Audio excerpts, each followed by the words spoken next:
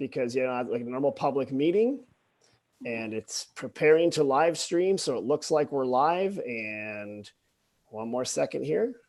I just had to push that magic button. Okay. Everybody looks so handsome this morning. That's true. Okay, we're good to go. Okay, welcome everybody to the TID meeting. I'd like to start by introducing myself. I'm Norman Krug of Sonoma Valley Inn, and I'd like to go around the room, or not the room, the Zoom, and have everybody who is in attendance announce themselves and their affiliation. Starting with you, Dan Parks. Okay, Dan Parks, Inn at Sonoma. Ruben Campbell, MacArthur Place. Wendy? Oh, we can't hear you, Wendy. There you go. I think you muted yourself. Wendy Peterson, Stay Sonoma Valley. Perfect. Wait, I have the Stewart. The Stewarts are here too. Where are they? I'm Hello. right here. Hi, Kayla Stewart with the El Pueblo Inn. Okay. Is there anybody else that I'm not seeing that's in it? Kathy. Kathy? This is Jay Garrett, the Lodge of Sonoma. Jay, how are you? Doing well, thank you. Byron Jones, Aubert, Sonoma, and Stay Sonoma Valley. Wonderful. And Kathy Kathy? Capriola, City of Sonoma. Welcome, everybody. I didn't hear anybody from the public here, but I am going to ask if there is anybody that I'm not seeing from the public who would like to make comment today prior to the start of our meeting. Norm, on that I note, I have not received any public comment through the email that was posted on the agenda. So there's no public comment as of this moment. Okay, so you would note, Secretary, that there's no public comment, and on the Zoom call, there are no public appearances. There are no consent items, so we're going to go next to Dan Parks for the financial report as of today. Dan? Okay. The financial report is something we have to keep in mind, timing, but obviously no money has come in lately, or very little. I haven't received a check this month yet, but there may be some other ones that got paid late. But bottom line, we have $444,000 in our regular account, and we have our catastrophe fund, who would have known, of $50,000. So that's sort of what we have available headed into the fall. We have to remember that assuming we are able to reopen on June 1st, we don't get a check until August. And that'll be for the month of June. And I don't think any of us see that as being a block breaking month. So we do have some funds. We'll be able to get marketing going when we can. And but it'll be a little different than usual. Any questions? I would like to, go ahead. Yeah, so I'll raise my hand in the future here. Do I assume that our strategy of using the marketing funds in the winter might change, and we might use it more over the year? Over the full year? Well, I would suggest that this will be an unusual year, and I don't think there's any reason to wait for wintertime once things are moving. Yeah, I this is, think I'd like to ask Kathy if you wouldn't mind stepping in. I read the article in the Sonoma Index yesterday on some of your thoughts, because I think the key question here is when is the government going to remove the stay at home so that we can have normal tourism back, or the new normal tourism back? Kathy, what are your thoughts on that?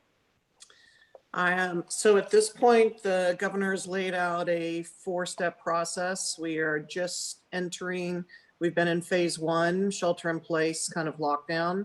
Phase 2, we are now slowly entering.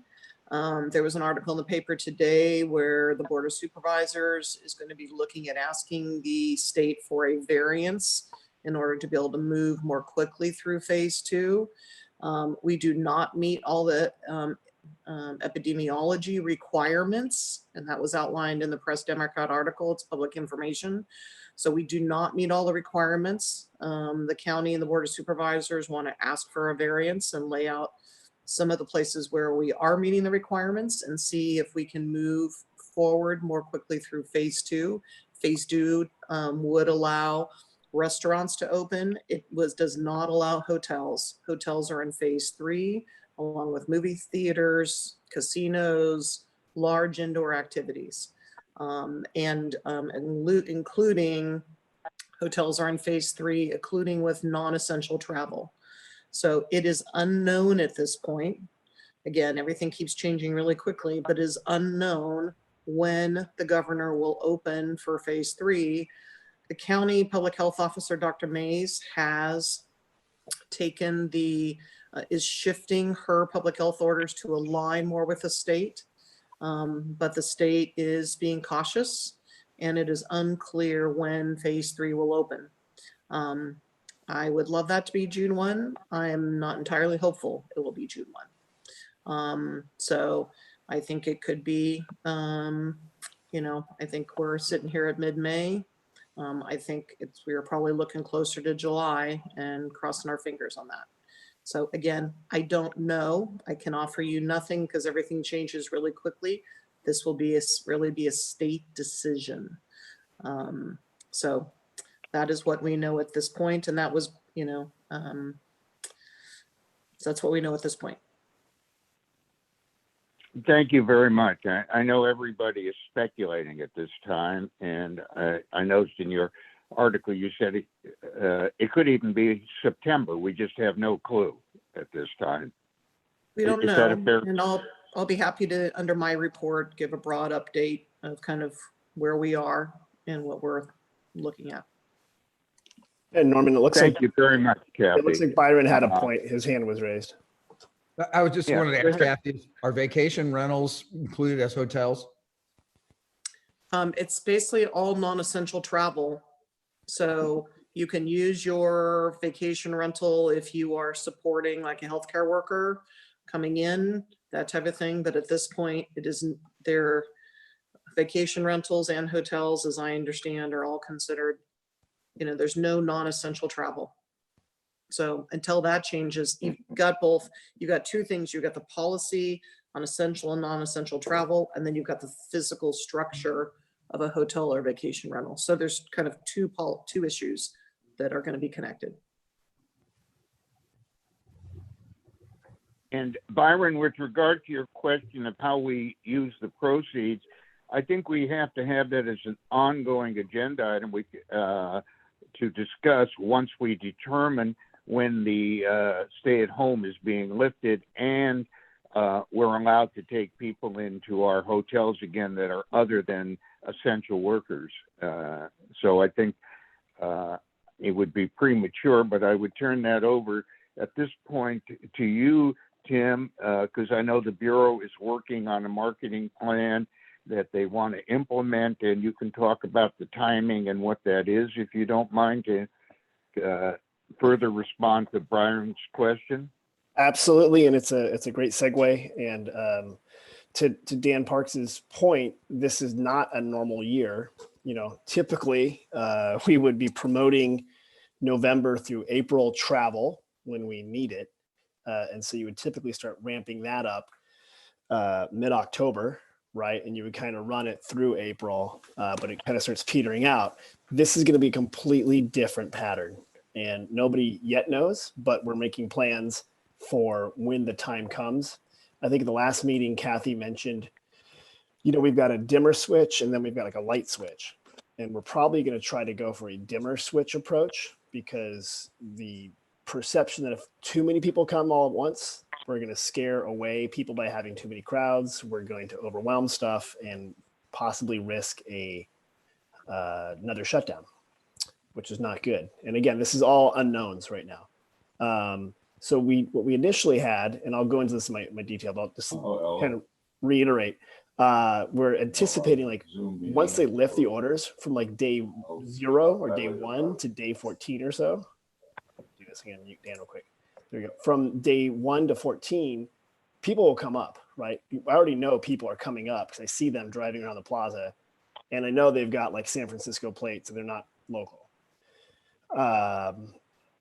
After that, it's sort of like getting the message out about how do we encourage responsible travel on the way up that doesn't inundate people. So, if Kayla's allowed to open, but the health order is at 50%, which I saw as one possibility, how do we provide people the ability to come book, but not, oversell how much we have available to book? And then we'll go on from there, Byron. But this seems to change every couple days. So it's extremely frustrating, but we're ready with what we're going to do. Actually, let me jump into that now. Go right ahead, please. Okay, so this is a little out of order for Byron's point, but we'll start with, we've worked with the city and the Chamber of Commerce and the Vintners and Growers on a letter asking how can we reopen in such a way that allows businesses to operate. So the city's looking at getting a template for a use permit so that if a business like a restaurant or retail wants to expand a bit within the limits of the code onto the sidewalk or an adjacent private property, they can do that much easier. So I suspect we'll see some movement on that at the next city council meeting. And again, the city has been very, very helpful with that. We're working on a program we're calling Sonoma Valley Safe. And you might have seen the county has some sort of self-certification program that's coming out through the Economic Development Board, where a business can state that they are following the health protocols, which seem to still be in flux. But we've got a logo, we've got stickers and identity that businesses can essentially put on their windows. They can download, they can print their own, which will be a quick way to show to consumers that that business is following the safety protocols. And also kind of remind people, follow the protocols. Stay 6 feet away, but we've also got a fun one that says stay 6 Sonoma wine bottles away, because that's also 6 feet. So kind of little Sonoma feel to it. Marketing wise, so going back to Byron's question, we're going to concentrate on the drive markets. I'm going to talk about some research that is up on our website that you can get. And I email those out pretty often, but basically what we're seeing is people are really looking at the 250 mile and below market is where they're comfortable going on travel. When you look at air travel, a lot of the research is showing that it's probably not going to come back for a year or longer. And that's based upon traveler sentiment right now. That might change, but it's really looking at the road trip. And that's the same pivot Visit California is doing, SF Travel, Sonoma County Tourism. Again, we're fortunate that we live where up to 12 million people can easily drive to Sonoma. So that's what we'll be concentrating on. Right now, we're working on the tagline, a drive away, a world apart. We've already got a lot of road imagery and people out in their car and stuff like that. And we'll really be promoting the kind of outdoors experiences, which is good. Sonoma's in a good position. We're right by San Francisco. We're right by Sacramento. We have a lot of open space. As Kathy keeps mentioning, we have an 8-acre plaza in the middle of our city. So we have a lot of places to get those experiences. For those that don't know or haven't seen it, if you go to our website, sonomavalley.com/membership, and then click on membership resources, I put the weekly research up there from destination analysts who's been doing a really good job with their travel sentiment index. They've been essentially doing a panel of possible researchers and asking them questions. So it's all up there. I can forward it to you. One of my favorite though is that when we ask people, let me see if I can pull this up here. Okay. Americans estimate the distance of their next road trip will be, max 423 miles on average, although the majority are saying between, 250 and below comes up to 50, like 70% of people. So we're in the sweet spot on that. And most people assume the next road trip that they're going to take it. Some are saying 15% are saying June, 12% are saying July. The biggest number though is like sometime in 2021, that's 20%. But we've got some good numbers for the rest of the summer. So that's really the vein that we're going to have to mine for the rest of the season in the near term. So that's where we're at. We're, just churning along normal content. We've got good videos out there. We're seeing a lot of response to landscapes, birds, things that are kind of escapist for people. But we're starting to get more people showing intent to travel. They really want to come back, and they're tagging their friends on social media saying, let's go there when we go back. And that's a very good sign. So, again, optimistic it's going to come back, but it is pretty brutal right now. So that's my report. Happy to take any questions. Jim, this is Norman. I have a question. Mhm. Is the Bureau addressing in their marketing and research the local reaction to people coming in from areas like, I know San Jose has a very high incidence of death compared to Sonoma. Do people have, there'll be a natural fear of people coming in from without the area. Are we doing anything in the Bureau level to address that when the time comes? Right. That's a good point, Norm. I don't, I've been I don't have any hard research on that. That's pretty expensive research. It's just anecdotal. A lot of it's what you're seeing on things like Nextdoor and Facebook and emails. I do anticipate there will be pushback. I also know that, the majority of Sonoma residents understand that tourism is a major pillar of the economy, and we're not going to pivot away from that anytime soon. So there will be some, probably uncomfortable conversations and trying to figure that out. I think the beauty of the Bay Area is that as a region, we're pretty good at controlling shelter in place and following social distancing. So you'll probably see that, but you're right. I do anticipate there will be some worried reactions, and we'll have to handle those as they pop up. Okay. Yeah. I do think you should at least discuss that at your bureau level, because I'm anticipating, because we get our hotels open and we get lots of people who are worried about even the essentials coming in. Who else is in the hotel while we're here? Where are they from? But, it seems strange, but that's not so strange under the current conditions. No, yeah, we're seeing that in the research. We do see that, and that's definitely being felt throughout the entire industry, right? The entire world, right? Right. I should mention that it looks like Mayor Harvey is about to log in here, so just an FYI. Who's logging in? I'm sorry. Logan is about to log in right now. It looks good. like. Welcome, Logan. If he was, let's see, he just disappeared. Oh, here he comes. There he is. All right. Does anybody have any questions regarding the market analysis that you excellently presented to us, Tim? Are there any questions? Tim, maybe you can send out the link to where the information is on the website. I've seen some of that data, but I'm not finding it easily on your website. Oh, sure. You know what I'll do? Matter of fact, give me 1 second. I do think it's very interesting research and background that the hotels and members of the public would be interested in. So sure, I will send that out. And what I'll do real quickly, hopefully you guys can see my screen. I'm at sonomavalley.com/membership. And then I will scroll down. There's some cute kids having fun, eating ice cream. If we scroll down here, member resources. Here we've got everything from the business mitigation checklist from the Economic Development Board, best management practices from, Restaurant Association and stuff like that. And then when you go down a little further, here's the research. And there's some really good stuff. This webinar is quite good. Again, destination analysts, they've been doing very good work. So I would highly recommend looking at it. But yeah, Kathy, I'll send this link out as well so people can get it there. All right, I'm gonna try Thank to you very much. stop sharing, and I hope I don't end the meeting. Ready? All right, we did it. Any other questions of Tim? What If happened not, to Logan? It looks like Logan's here. Okay. he's here. We saw his Logan, yeah. we saw his face for a minute, but now he's gone.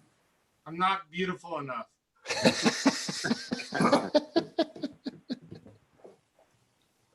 Kathy, I'd like to turn the meeting. Kathy, I'd like to turn the meeting over to you for your presentation. Sure, Norm, thank you. Happy to give a city report. As we've talked about before, and as the newspaper showed, we are working on our city budget, which has been dramatically impacted with all of, as you all are impacted, we are as well. So just high level, remember the cities, we're about 25% TOT for our general fund budget and a little over, they're almost 30 or so for sales tax. So a little over half our budget is TOT and sales tax. And obviously with things shut down, dramatically impacted. $20 million general fund budget for 1920. We are assuming hotels stay closed through June is our assumption. And with that, we're looking at a $2.7 million loss in revenue for this current fiscal year. Kathy, if I could interrupt for just a second, roughly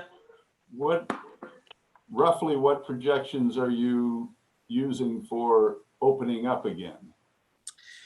We have we keep adjusting. We have 3 different scenarios that we are working with. One is a hopeful, which is, it was a June 1, but we had those put together about 2 weeks ago when we are reviewing all those. So we had a hopeful, we had kind of what we're calling a base, and then we had a pessimistic. So we're doing a series of what ifs, again, we do feel like they're with the ability for people to road trip and our proximity and people wanting and needing an escape. We could see people coming back and using hotels and coming and experiencing the city and the valley, which will be very helpful. So again, for all the tourist locations that are around, I would say us and Napa, folks, down on, sorry, let me turn off my text here. Folks that are, beach communities, some of the destination analytics basically says that beach communities are going to be places folks are going to want to go, wide spaces, and also small towns that feel safe. So again, those are the top 2 places folks are going to road trip to. And we frankly have both in a very close proximity. But we also don't know what's going to happen with this virus. We didn't know we'd be here 3 months ago. And there are questions of could we come out of it? Could we have a second wave? And could we be shut back down? So do we have a further pessimistic scenario as well? So we are still refining those numbers and and we will continue to refine as we have new information. So we are working on our 2021 budget and we did some rough presentation to council last Friday with a forecast, again, a beginning of forecast. We're continuing to adjust, but again, we could be looking anywhere from an additional 15 to potential 25% reduction for the next fiscal year general fund based on our assumptions. So it is a large impact we're going to be having to deal with in terms of service levels. And And we are preparing a budget reduction book, basically for council to go through and make some of those policy calls. So that is where our focus is now. Again, the big swing is what happens with hotels. It is just, I mean, all as you all go, we will go as well. So we are completely connected and, you know, doing what we can to support moving forward. Did I mention, I apologize, did I mention anything about a county variance when I answered your questions earlier? No? Okay. So it was in the paper today. Again, there are certain counties with the state of California who have been able to move forward and ask for a variance to move ahead. So that request, the county board of supervisors is going to be looking at making a variance request to move faster through phase 2, which would not mean hotels opening. It could be restaurants, could be some other services within phase 2. Again, the county meets some of those epidemiology requirements, not all of them. So it is unclear whether the governor would approve Sonoma County to move faster in phase 2 or not, or if we have to wait. So that is to be determined, but the Board of Supervisors is going to be looking at that on Monday. As Tim mentioned, reopening recovery. We've had Mayor Harvey and Vice Mayor Hunley on a team working with city staff, and Tim and Mark Bodenhammer from the Chamber and Maureen from Cunningham from Visitors and Growers. We have some initial we want to get some of the tools in our staff basket in order to bring some things forward to council on Monday so we can start working more specifically on kind of the tools we'd use to allow restaurants or wine tasting rooms to be able to have additional space and capacity. So that would be either a temporary use permit if it's on private property to allow some flexibility in space, and or a licensing agreement, and or an encroachment permit on other spaces. So looking at a variety of tools so we can get those forms and make those easy to move forward. So we can work with individual businesses because every situation is a little different. I will say just anecdotally, Mother's Day, we had code enforcement out to continue to keep the plaza within the shelter in place requirements, which was walk through, no picnicking this weekend. And there were probably over 1,000 people over the weekend. And the great majority of those folks were from San Francisco, Sacramento, and other parts of the Bay Area. It was, our local community was not necessarily coming down, but there were people that just needed to get out. Again, not following the shelter in place regulations, but I do think that the local drive, when it's legal for folks to come out, we will see folks coming to Sonoma and hopefully partaking. I do think safety is super important for not only for our tourists, but also for our residents to feel comfortable that we are managing the tourism economy safely for everyone. So I think that is a key piece. So with that, those are my comments, Norm, and be happy to answer any questions. Thank you so much. You know, as always, good report. Do we have any questions that I can't see anybody? I can see your faces, but is any, just speak up if you have a question. Well, I do. What I'm taking from your comments is that we may be reopening the F&B operations sooner than the lodging operations. Is that correct? You could definitely be opening, and I think you could be opening restaurants before you could be opening bars. So again, maybe you're able to use your bar space to create more space for your restaurants, for facilities that have that kind of flexibility. Use of outside space, I think, is going to be very important. Flexibility of using maybe outside space that maybe was not approved before for outside seating that could be expanded or used differently. Those are some of the things that we want to be able to work with individual sites and try to be creative. Again, there's going to be some trade-off because some of this could be, maybe there could be a slight, the question is, are we using parking? Are we using space that was landscaping? Every place is going to be a little different.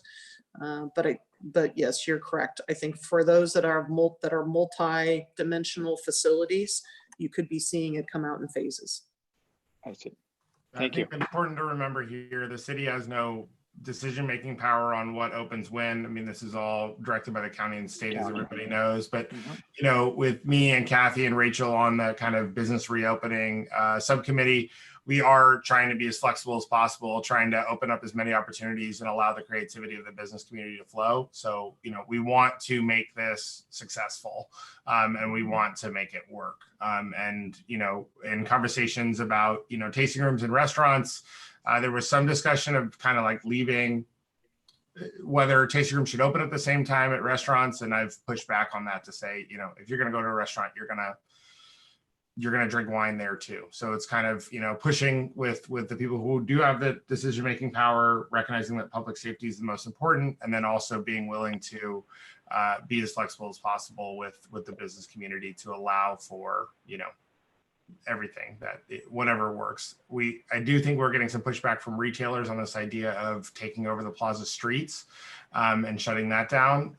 There's a lot of concern of parking over there, and we'll come to a good solution there. It may be better to just kind of allow some more outdoor seating, some seating inside the plaza.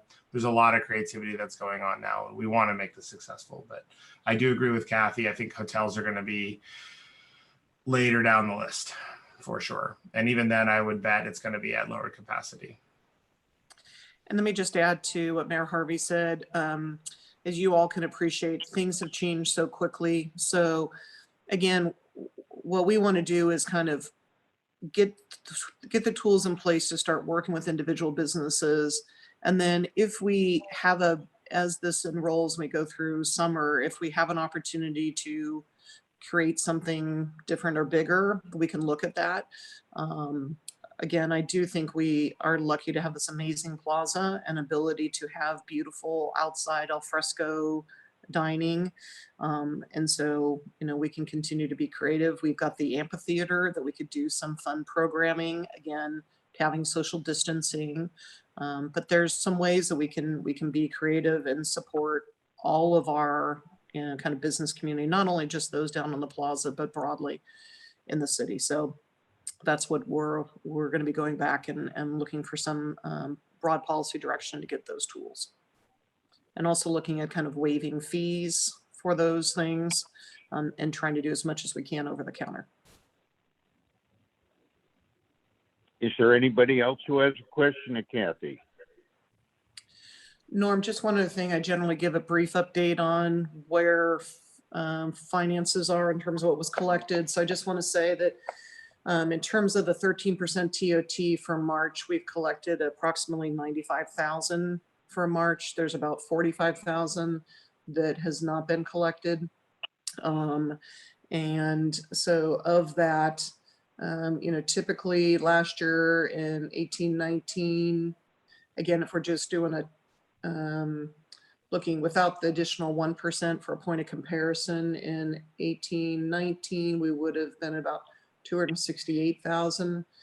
And so really right now we're at about, call it 80,000. So that's for the month of March, what we're down. And then again, April and May, I assume will be less, as you know, there were definitely deeper closures, you know, are deeper closures now in those months. I can answer for Sonoma Valley Inn. We have stayed open during the crisis, and we're taking in essential people. Kathy, we're only getting about 20% occupancy in the hotel at this time, and some days it's less than that. And so it's very marginal, the number of people coming to the hotel.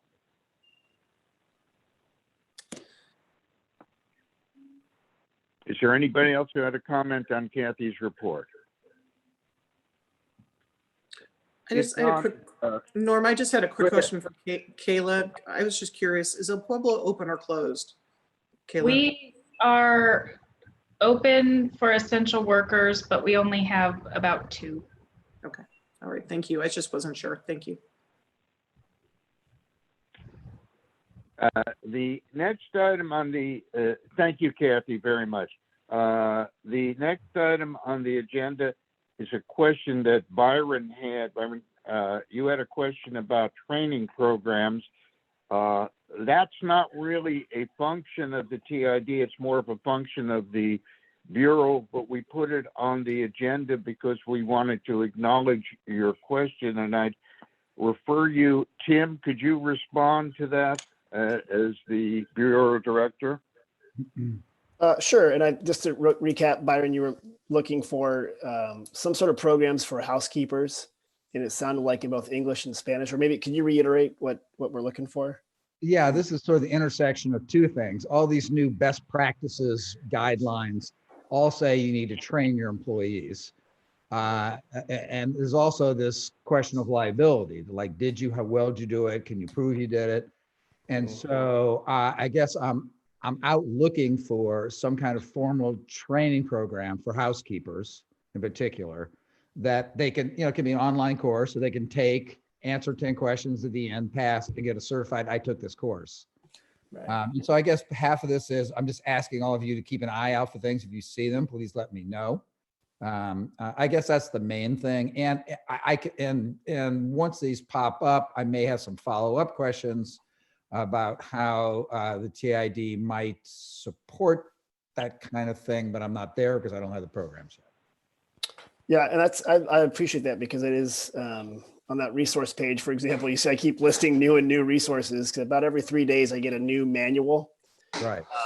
But I brought up what you were talking about to the Sonoma County Hospitality Association, because they would be, they focus on operations and kind of advocacy for all of hospitality.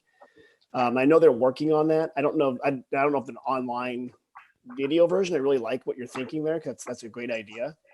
So what I'm going to suggest is, once they have this done, they apply with the EDB, the Sonoma County EDB, to kind of create those programs, because they're going to do them for other groups. And I don't see why they can't do one for housekeeping, especially since, not just Sonoma Valley, but over in West County has a lot of, vacation rentals as well that are smaller operated ones. So I think it's a great point. So I brought that up with Eric Markson, president of the Hospitality Association. He's working on a draft right now. When they have the finished version of a print version, I'll push him again to say, hey, let's make a quick video about this and see how to do it. I suspect, though, we're going to see certifications of some kind coming from government, because we're starting to see that for restaurants and stuff like that. So it's a logical next step. So I think it's a good point, but I'll bring it over to them. It looks like Kathy has a point. Kathy? Yeah, I just wanted to mention that I did go through and look at the management plan for the TID, and the management plan lists what are the allowable uses of the TID funding. So again, there's the broad sales and marketing, but one of the bullets does say education of hospitality staff on service and safety. Now, safety says related to alcohol and food, designed to create a visitor experience that will bring repeat visitors. So the plan, and then there's education of lodging business management and the Owners Association on marketing strategies best suited to meet Sonoma's needs. So there's a little bit of, you have to spend the money for the TID within what was the approved management plan. So there are some constraints there. And again, Byron, you weren't necessarily talking about money per se, it's more access and information. So the education of lodging business management would seem to follow that if there's a way to put information out and educate all of you in best practices, that seems appropriate. But unfortunately, it talks about, it says service and safety, but then it says related to alcohol and food. But if you're going to provide alcohol and food in a safe manner in the middle of a COVID, then you've got to be able to do that with new coronavirus. So there may be some flexibility here, Tim, but that might be a norm. It may be something just to even review with your attorney briefly to make sure you're within the parameters of the TID funding. Okay. I would also tell you, Byron, Kathy distributed some guidelines, I think it was last week, to everybody. We also have Best Western, our franchise, who is setting up training programs and so forth on the internet. And if you, not as a part of TID, as a separate matter, just as a good citizen, we'd offer you the opportunity, if you wanted to come in and take a look at some of these programs that Best Western has for cleaning rooms, for front desk, and we are ordering all sorts of safety equipment for both the government agencies and the franchisor, and the franchisor is actually has more items than the government has so far. But as a friend, I'd offer you the opportunity to talk to Kendall and me, and we put you in touch, participate in one of our seminars, or go online and see what they recommend. Thank you, Norm. No problem. Any other question regarding this matter? With that, I'd go to the approval of the minutes of April 23rd. I'd like to call for a motion to approve. I'll Motion. so move. Is there a second? I'm Are sorry. there any? Yeah, I'm sorry. Who was the first motion from? I'm sorry. Ruben, I think. Ruben. Okay. And who was the second from? Byron second. Byron. Okay. It's a little harder here on the phone. Okay. Thank you. And are there any comments or questions on the minutes as submitted? If not, I'll call for the question. All those in favor signify by saying aye. Aye. Aye. The minutes are approved. Sorry, Norm, real quick. I'm sorry for a quick point, because we have two people on the phone, which are Jay and Logan, and I couldn't visually get an aye. Aye. Okay, thank you. That's for Logan. And then Jay, Aye. can you hear? Thank you. Okay, we're good. So Jay, because we can't see you, you're in the dark there. Why don't you start by giving us an update as to what's going on in the lodge, and we'll go around the room. We all can talk about our properties before we close, because I think we're a community. We're not competitors, but we're friends and community members, and we should share in each other's experiences. Jay, if you don't mind starting. Sure. So we remain closed completely. We're not open to for any guests at this time. We did start up construction this week. We were very happy to see that the city changed their stance on that and opened up a little freedom for us to get some of our projects started. So that's great. We're working to complete the restaurant right now. We are doing some work on our pool to get that redone while we're closed. And then starting some construction in our guest rooms as well. I've had daily conversations with our owner, and they want to open the hotel as soon as the county and state will allow. So whenever they give us the green light, we'll open back up, hopefully soon. Thank you. Thank you, Jay. Ruben? We are closed as well. Doing some minor maintenance things inside, just keeping the property upkept. And we have been lucky of obtaining funds through the PPP. So all our associates are still employed. The hope is obviously to open June 1st. If this continues to July, which is a possibility, I'm almost certain that we'll have to make adjustments to that. But right now, we have been fortunate to be able to maintain 100% of our associates employed. Thank you. And Dan Parks? We are closed. We are doing a lot of preparation for reopening and look forward to it, and we'll do it as soon as we can. Okay, Ms. Stewart? I am kind of less positive. We've been trying to get any essential workers we can, but we are very close to losing the business. I'll just be honest. We haven't been able to secure any funding through the government, even through our local bank. So it's looking pretty dire.